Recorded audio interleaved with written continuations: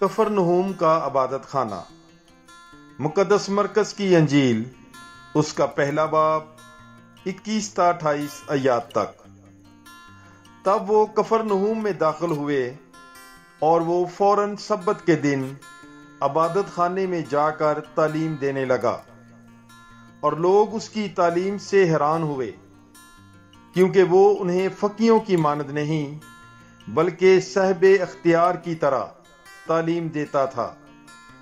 اور ان کے عبادت خانے میں ایک شخص تھا جس میں ناپاک روح تھی، جس نے چلا کر کہا، اے یسوع ناصری، تجھے ہم سے کیا کام؟ کیا تو ہمیں ہلاک کرنے آیا ہے؟ میں تجھے جانتا ہوں کہ تو کون ہے، قدوس خدا۔ یسوع نے اسے ڈانٹا اور کہا کہ چپ رہ اور اس میں سے نکل جا۔